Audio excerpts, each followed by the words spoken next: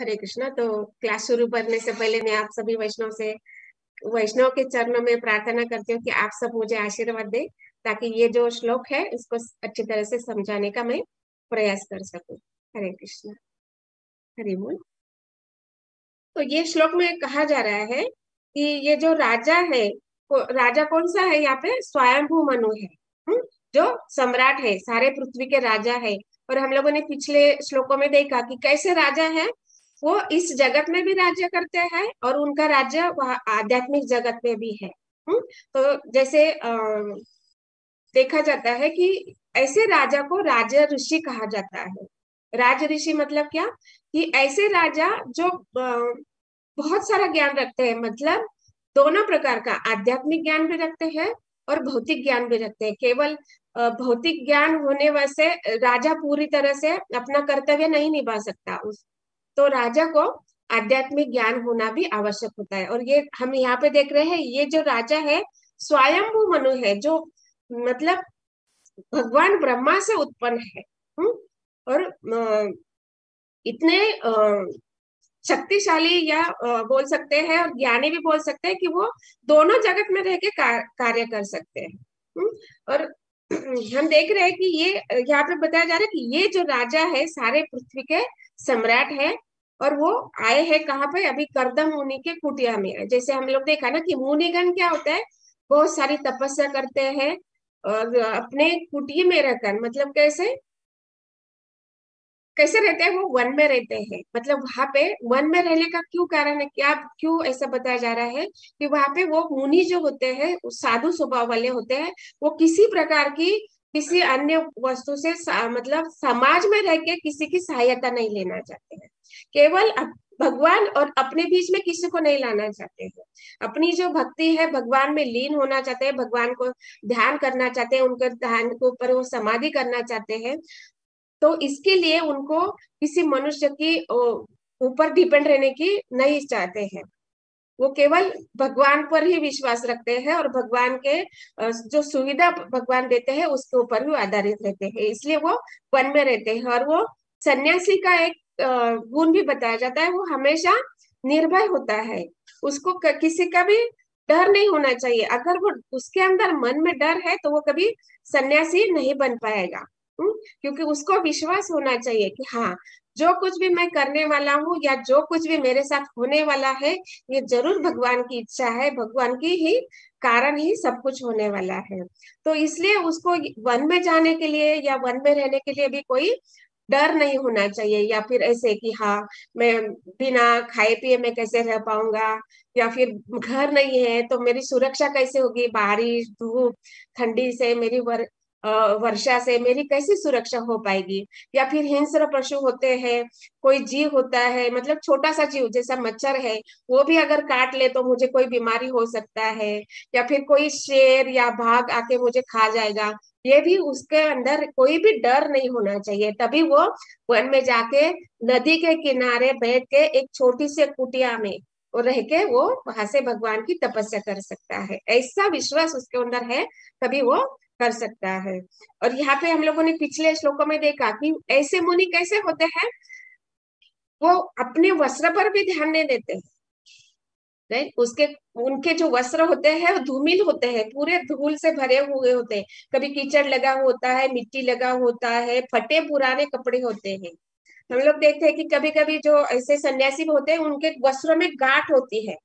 जो फटा हुआ है तो उसको सिलाने का वो मेहनत नहीं करते, वो सीधा गांठ मार देते हैं।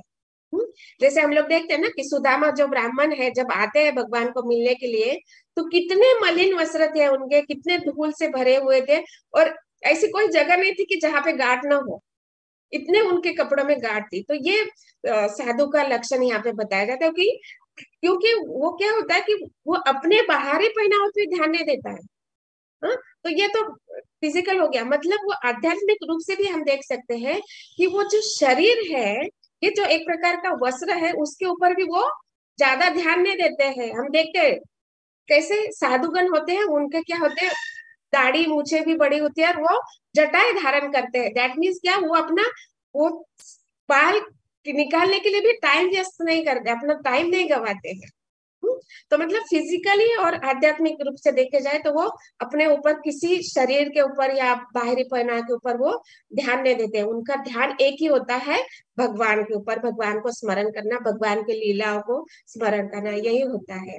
तो ऐसे मुनि, ये कर्दम मुनि यहाँ पे अपनी कुटिया में बैठे हैं, और राजा जो सम्राट है, सारे पृथ्वी के राजा है, और वो आध्यात्मिक जगत में जा सकते हैं, आ सकते हैं, कहीं पे भी रह के राज्य कर सकते हैं, ऐसे राजा उनकी कुटिया में आए हैं, तो उनको आश्चर्य लग रहा है।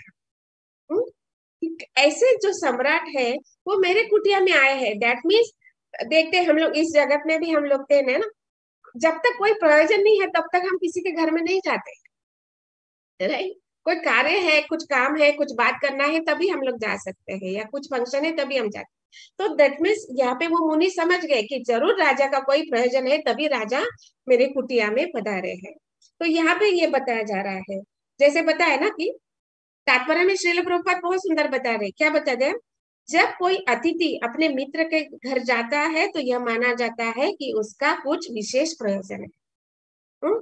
और यहाँ पे क्या गया है कि कर्दम मुनि समझ गए कि स्वयंभू मुनि मुनि स्वयंभू जैसा महान राजा यद्यपि अपने साम्राज्य की स्थिति का निरीक्षण करने के उद्देश्य से निकला था, किंतु कुटिया में उसका आना किसी विशेष प्रयोजन से हो सकता है। देखिए अभी एक मुनि है, मुनि मतलब क्या, वो मन में अपने भगवान को स्मरण करते रहते हैं, मन को भगवान को धारण किए होते हैं, और वो मुनि सब कुछ जानने वाले हैं, भौतिक जगत में क्या हो रहा है, आध्यात्मिक जगत में क्या हो रहा है, भगवान के क्या लीला है, क्या है, वो सब जानने वाले हैं। और वो समझ मतलब वो सोच रहे कि हाँ जरूर कोई यहाँ पे प्रयोजन है, हाँ, तो इसलिए वहां पे आए हैं। और यहाँ पे क्या बताया जा रहा है, एक लाइन प्रभुपाद जी ने बहुत सुंदर बताया है कि अपने साम्राज्य की स्थिति का निरीक्षण करने के उद्देश्य से निकला था।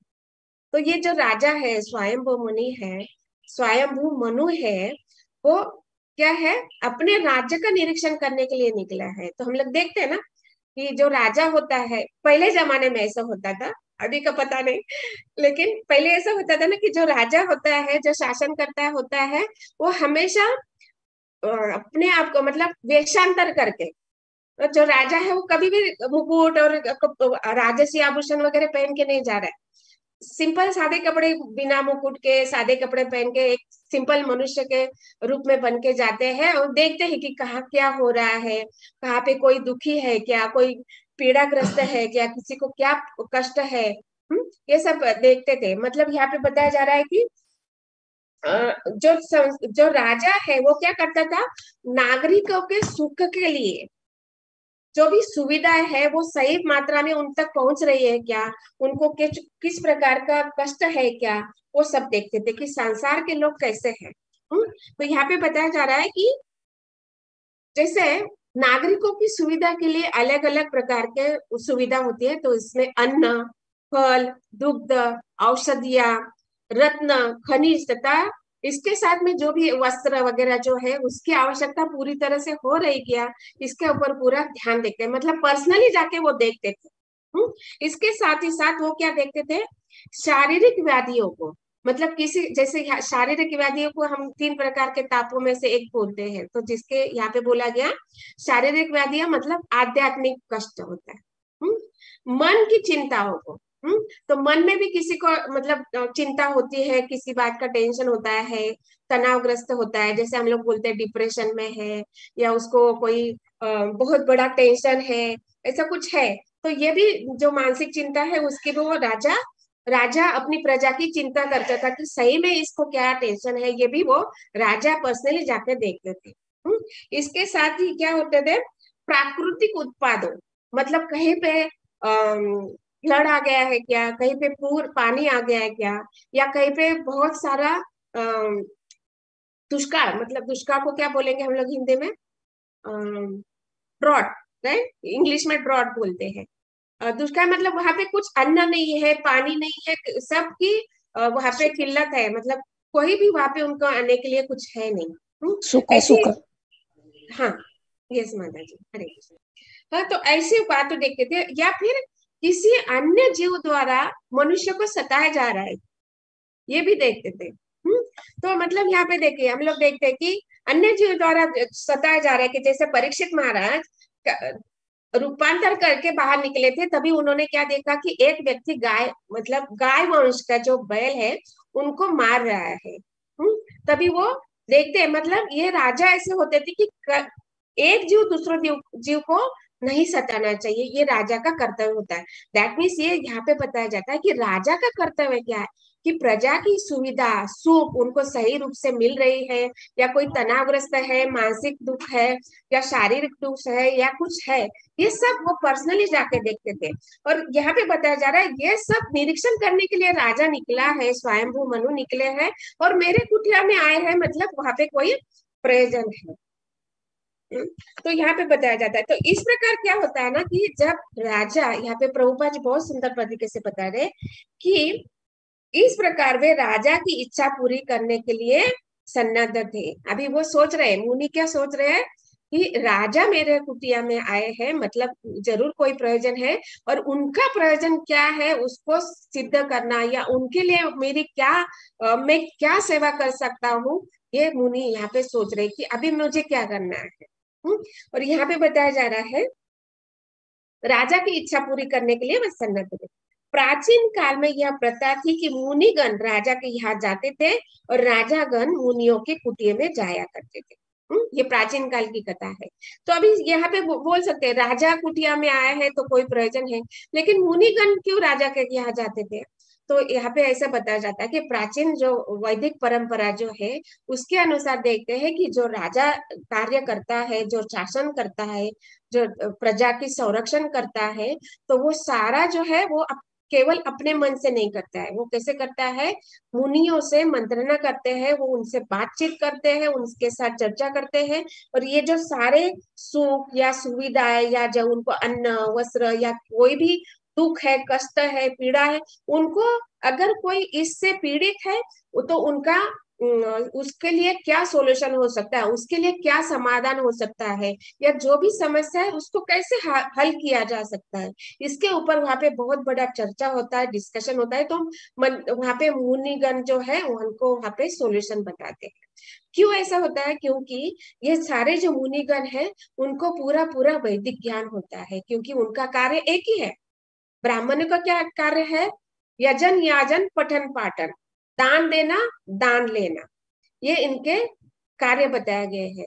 तो यजन याजन मतलब यज्ञ करना, याजन करना मतलब किसी के घर में जाके यज्ञ वगैरह करना, और पठन पाठन, तो पठन मतलब वैदिक ज्ञान जो भगवान के द्वारा, जो ब्रह्मा के द्वारा जो भी वहां पे वैदिक ज्ञान प्रदान किया गया है जीवों के लिए, उसका पठन करना, और पाठन करना स्तुतियों को गाना। पाठन करना मतलब भगवान की जो स्तुतियां हैं उनको गाना।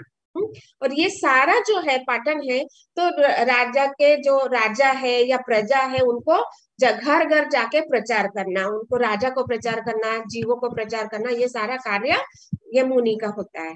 तो ये बताया जा रहा है। इस प्रकार क्या होता है, वो राजा के पास मुनि जाते हैं। क्यों? क्योंकि ये यहाँ पे बताया जाता है कि राजा का कर्तव्य है प्रजा की रक्षा करना, तो उसमें मुनिगण भी आते हैं। और खास करके यहाँ पे बताया जा रहा है कि मुनिगण जो होते हैं वो अपनी जीवन की आवश्यकताओं के लिए कोई धन का अर्जन नहीं करते, कभी भी नहीं। ये वैदिक परंपरा के अनुसार वो कभी धन के लिए कोई अपना जैसे जॉब करना या किसी का ये करना, ऐसा कोई कार्य नहीं करते। वो पूरी तरह राजा के ऊपर डिपेंड रहते हैं।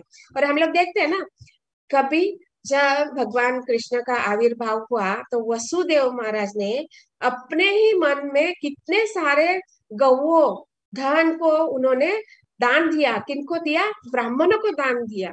तो इस प्रकार देखते हैं हम लोग कि ये जो ब्राह्मण होते हैं वो पूरी तरह राजा के संरक्षण में होते हैं और पूरी तरह राजा के ऊपर डिपेंड होते हैं, मतलब अपनी आजीविका के लिए वो कोई साधन नहीं स्वीकारते हैं, पूरी तरह राजा के ऊपर निर्भर रहते हैं।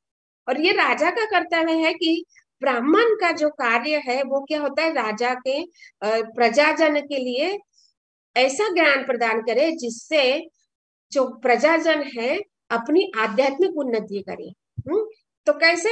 मतलब देखिए अभी यहाँ पे कैसे बताया जा रहा है कि चार प्रकार के वर्ण और चार प्रकार के आश्रम है। तो ये चार प्रकार के आश्रम और वर्ण में क्या क्या कर्तव्य है और क्या क्या करणीय कार्य है वो सब, और वहां पे और क्या नहीं करना चाहिए, मतलब कर्म, अकर्म और सकर्म, ये सब क्या है और कैसे करने हैं, ये सारे विधि विधान वो ब्राह्मण जनता को सिखाते थे। इससे क्या होता है ना, मतलब इंद्रिय कार्य के लिए यहाँ इस भौतिक जगत में आए हैं, तो ये तो कार्य तो करना ही है, क्योंकि शरीर हमें प्राप्त हुआ है तो उसको तो पालन करना ही है। लेकिन ये शरीर छोड़ जाने के बाद एक आध्यात्मिक जगत में हमें प्रवेश करना है, इसका भी ज्ञान इस जनता को होना चाहिए। यही ज्ञान ब्राह्मण प्रदान करता है इस समाज में। इसलिए यहाँ पे हम लोग देखते हैं ना, सन्यासी जो होते हैं वो क्या करते हैं, मधुकरी करते हैं। मधुकरी करते हैं मतलब भीख, भीख नहीं मांगते हैं।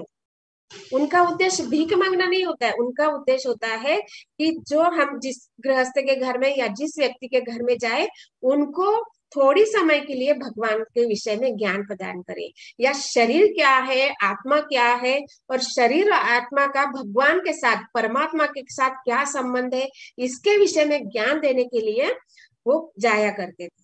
और इसके कारण, और ऐसा नहीं कि अगर किसी ने नहीं दिया तो उनको ज्ञान नहीं दे देते, नहीं। क्योंकि जो मुनि होते हैं वो कभी भी ऐसा भेदभाव नहीं करते, वो सबको समान देखते हैं, एक ही स्तर पर सबको देखते हैं कि हर एक जीव में परमात्मा स्वरूप को देखने वाले होते हैं। इसलिए उनके ऊपर वो कोई ऐसा नहीं कि हाँ इसने मुझे आज मधुकरी नहीं दिया तो मैं उनको ज्ञान नहीं दूंगा, ऐसा नहीं होता। ये कलयुग का लक्षण है। तो ये वैदिक परंपरा के अनुसार राजा के पास मुनि आते थे, और ये कैसे समस्या है, कोई भी मन जीवन में, मतलब प्रजा में, शासन में कोई समस्या आती है तो मुनिगण वहां पे उनको समस्या का आदान प्रदान वहां पे होता है। और यहाँ पे अगर एक बात बताई जाती, और एक बात बताई जाती है कि ये जो पारस्परिक आदान प्रदान होता है राजा क्षत्रिय, तो इसके लिए क्या बताया जा रहा है कि ये भक्ति कार्य बताया गया है। तो कैसे बताया जाता है कि क्योंकि राजा राजऋषि होते थे, और जो ब्राह्मण है, ये जो मुनि है, उनको पूरा आध्यात्मिक ज्ञान देते थे। तो मतलब जो भी जो समस्या है उसको यहाँ पे श्रील रूप गोस्वामी अपने लॉ बुक में, तो लॉ बुक कौन सा है हमारे इस्कॉन का, उपदेशामृत। उपदेशामृत हमारा लॉ बुक है इस्कॉन का। तो उसमें एक श्लोक बताया गया है, श्लोक संख्या 4 है। ददाति प्रतिगृह्णाति गुह्यम आख्याति पृच्छति भुंक्ते भोजयते चैव षड्विधम प्रीति लक्षणम।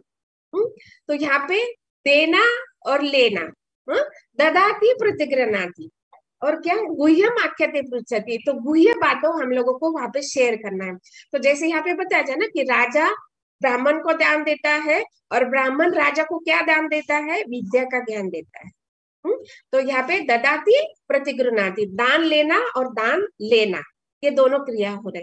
उसके साथ क्या हो रहा है, गुह्यम आख्याति पृच्छति, जो गुह्य रूप से बातें हैं, जो सभी जनता के सामने नहीं होती है, तो केवल राजा और ब्राह्मण के बीच में जो गुह्य बातें हैं, उसको समस्या के लिए, या जो भी है समस्या है, उसको गुह्य रूप से बताना। मतलब ऐसे सीक्रेट होते हैं ना कि सबके साथ ओपन नहीं किया जाता, तो वो गुह्य बातें एक साथ दूसरे के साथ बात की जाती है। पृच्छति, पूछा जाता है, जैसे मुनियों को क्या चाहिए, क्या आवश्यकता है। जैसे यहाँ पे बहुत गुह्य बात होने वाली है, क्या होने वाली है कि राजा यहाँ पे मुनि के घर में आए हैं, मतलब यहाँ पे क्या हो रहा है, अभी मुनि की को अपनी बेटी, अपनी कन्या प्रदान करनी है राजा को। तो ये उद्देश्य है, ये प्रयोजन है यहाँ पे, तो इस प्रयोजन से यहाँ पे आए, तो ये गुह्य बात करने के लिए आए हैं। तो यहाँ पे कोई राजा के सामने कोई सैनिक या कोई और नहीं है, राजा अपनी पत्नी को लेकर आए। तो ये गुह्य बात यहाँ पे होने वाली। और दूसरी बात क्या है, भुंक्ते भोजयते चैव, मतलब वहां पे उनको, जो राजा जब मुनि के घर में आता है, तो मुनि अपनी जो भी सुविधा है, बैठने के लिए आसन या बैठने के लिए जो भी उच्चासन देते हैं, पानी देते हैं, उनको फल फूल प्रदान करते हैं। तो ये भोजयते हो गया। और जब राजा के घर में, राजा के पास जब मुनि आते हैं, तो राजा उनको बड़े बड़े गौवे दान देता है, धन दान देते हैं, हरि बलदार बन। हाँ, तो ऐसे सब कार्य वहां पे होते हैं। तो ये भुंक्ते भोजयते चैव, और ये क्या है, ये सारे क्या है, ये जो 6 लक्षण बताया है, ये प्रीति लक्षणम है, ये तो प्रेम के लक्षण है। तो प्रीति, इससे क्या होता है, जो भगवान के विषय में जो प्रेम है वो बढ़ जाता है। और ये कार्य क्यों रहे, क्योंकि राजा अपनी क्षत्रियता और ब्राह्मण जो मुनि है अपने धर्म को, जो अपने कार्य है, जो वर्ण और आश्रम के अनुसार जो कार्य है, उस सबको वो जानते हैं। और ये बात है कि जब तक राजा और ब्राह्मण में ये सही रूप से आदान प्रदान नहीं होता है, ये पृथ्वी के जो लक्षण है ये अगर नहीं वहां पे दिखाएंगे, तो बाकी के और भी जो वर्ण और आश्रम है वो भी सब डिस्ट्रॉय हो जाएगा या फिर उनमें उत्पात हो जाएगा। अगर ये राजा और ब्राह्मण अपनी स्थिति को नहीं ध्यान में रखेंगे, तो मतलब राजा अपना मनमानी कार्य करेगा, ब्राह्मण से कोई सलाह नहीं लेंगे, तो वहां पे उत्पाद मच सकता है। मतलब राजा सोचेगा हाँ मैं तो राजा हूँ, मेरे पास इतना ऐश्वर्य है, वो मुनि तो कुटिया में रहते हैं। अगर ये कॉन्सियसनेस चेंज हो जाता है तो पूरा उत्पात हो जाएगा। राजा सोचेगा मैं बड़ा हूँ, मैं ऐश्वर्यशाली हूँ, ये हूँ, मैं क्यों मुनि को पास जाऊंगा, मुनि मेरे पास आना चाहिए। ऐसा अगर सोचता है राजा, तो उत्पात निश्चित है और इसका प्रलय निश्चित है। तो इसलिए यहाँ पे बताया जाता है कि ब्राह्मण तथा क्षत्रिय के अन्योन्य संबंधों को बताने वाला एक श्लोक है। उसमें बताया जाता है कि राजसी जाति, तो क्षत्रिय को अपना धर्म का पालन करना चाहिए, उसको क्या है, ब्राह्मण के सलाह के अनुसार शासन करना चाहिए, और जो ब्राह्मण है उसको राजा के संरक्षण में रहना चाहिए। ये दोनों है पारस्परिक हित के लिए। राजसी जाति समाज में ब्राह्मणों को आध्यात्मिक उन्नति के अनुशीलन के लिए सुरक्षा प्रदान करती है, और ब्राह्मण लोग राजसी जाति को बहुमूल्य शिक्षा प्रदान करते थे कि किस प्रकार राज्य तथा नागरिकों को आत्म सिद्धि के पद तक उठाया जाता है। तो राजा यहाँ पे ब्राह्मण को बुलाकर क्या करते थे कि किस प्रकार जनता के सुख सुविधा तो प्राप्त है।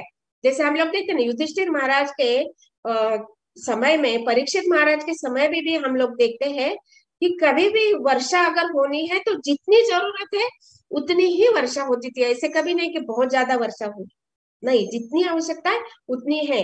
धन धान्य इतना विपुल था कि कभी कोई भूखा नहीं रह सकता, कोई नहीं रहता था। वहां पे प्रचुर मात्रा में धन रत्न जो भी खनिज है वो पूरी मात्रा में वहां पे उपलब्ध होता था।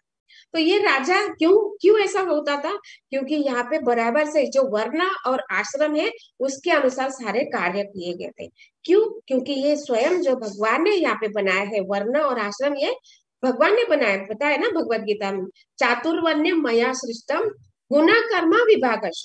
तो ये गुण और कर्म के अनुसार जो जाति और वर्ण बनाए गए हैं, जो वर्ण और आश्रम बनाए गए हैं, वो अगर कहते सही रूप से पालन किया जाता है तो पृथ्वी अपना जो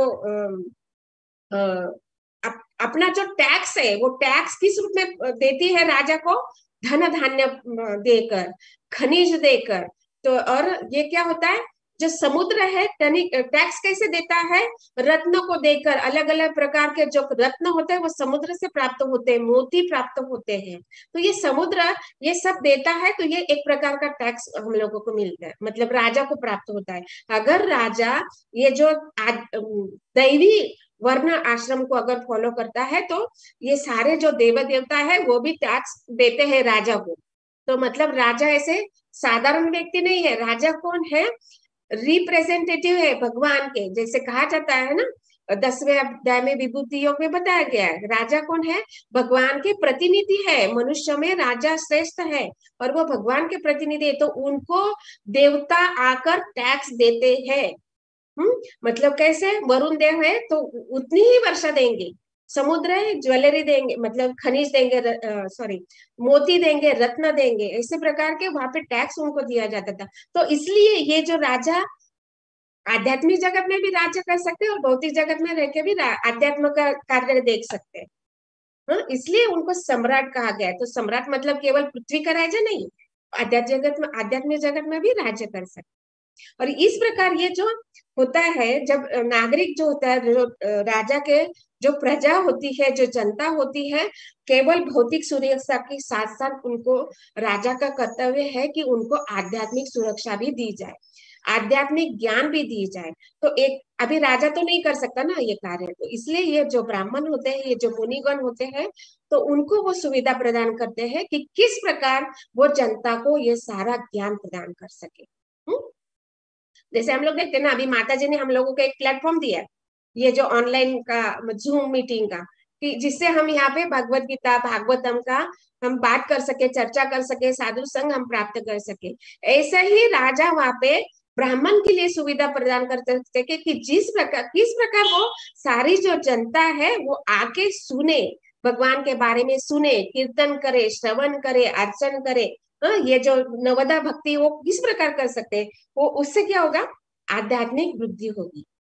और जो जनता है जब वो इसी प्रकार वर्ण और आश्रम के अनुसार कार्य करेगा तो वो भगवान को जरूर प्रसन्न करेगा। और जिस प्रकार वर्ण आश्रम में स्थित होकर वो अगर व्यक्ति या जो भी जनता है, जो जीव है, मनुष्य है, ये कार्य तो केवल मनुष्य कर सकता है। तो जब मनुष्य व्यक्ति इस वर्ण और आश्रम के अनुसार भगवान को प्रसन्न करने की चेष्टा करता है तो वह जरूर भगवत धाम को प्राप्त करेगा। क्योंकि अगर भगवान प्रसन्न होते हैं तो भगवान कुछ भी कर सकते हैं। बोलते हैं ना कि भगवान ने चाहे तो क्या होगा, छप्पर फाड़ के भगवान दे सकते हैं। तो ये बात यहाँ पे बताया जा रही है। और इसके लिए एक श्लोक आता है भागवतम के फर्स्ट कैंटो में, भागवतम के फर्स्ट कैंटो में दूसरा अध्याय का 13वां श्लोक है। अतः पुंभी द्विज श्रेष्ठा वर्णाश्रम विभागशः स्वनुतिष्ठस्य धर्मस्य संसिद्धिर हरितोषण। क्या बताया जा रहा है, अतः है द्विज श्रेष्ठ। अभी यहाँ पे द्विज श्रेष्ठ मतलब ब्राह्मणों को बताया जा रहा है। क्या बताया जा रहा है, निष्कर्ष यह निकलता है कि वर्णाश्रम धर्म के अनुसार अपने कर्तव्य को पूरा करने से जो परम सिद्धि प्राप्त हो सकती है वह है भगवान को प्रसन्न कर। तो इसलिए ये जो वर्णाश्रम, जो भगवान, जो दैवी वर्णाश्रम है जो भगवान ने दिया है, तो उसका उद्देश्य एक ही है ना। हम इस जगत में देखते हैं ना कि जो कुछ भी वहां पे उपलब्ध है वो केवल भगवान को प्रसन्न करने के लिए है। ये शरीर होने दो, मिट्टी होने दो, पृथ्वी होने दो, ये पंच तत्व, सूक्ष्म तत्व, जो कुछ भी यहाँ पे इस जगत में है उसका उद्देश्य केवल भगवान को प्रसन्न करना है। क्योंकि हम लोग जानते हैं ना ब्रह्मा ने सृष्टि की है।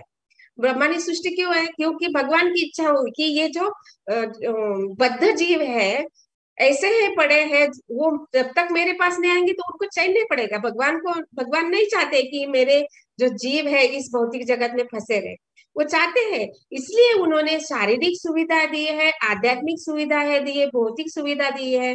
और ये वो चाहते हैं कि वो वापस मेरे लिए वापस आ जाए भगवान के। तो ये जो वर्णाश्रम धर्म है, इसको अगर पूरी तरह से हमारा उद्देश्य क्या है कि भगवान को प्रसन्न करना, इस उद्देश्य से जो भी आश्रम में हम है, जो भी आश्रम, जो भी वर्ण में है, उसको अगर सही तरह से पालन किया जाए तो जरूर एक दिन हम भगवान को प्राप्त कर सकते हैं। क्योंकि इस जो विधि पूर्वक पालन करने से भगवान प्रसन्न, संसिद्धिर हरितोषणम, हरि अगर तोषण उनकी तुष्टि हो जाती है तो जरूर भगवान प्रसन्न होंगे। तो यही बात यहाँ पे बताया जा रहा है कि ये राजा होता है, राजा और ब्राह्मण जब एक साथ कार्य करेंगे तो बाकी के जो दो वर्ण है, जो आश्रम है, वो भी सही रीते कार्य करेंगे। राजा मतलब ब्राह्मण क्या है, समाज का हेड है। क्षत्रिय क्या है, बाहु से निकला है, दैट मीन्स वो प्रजा का संरक्षण करते हैं।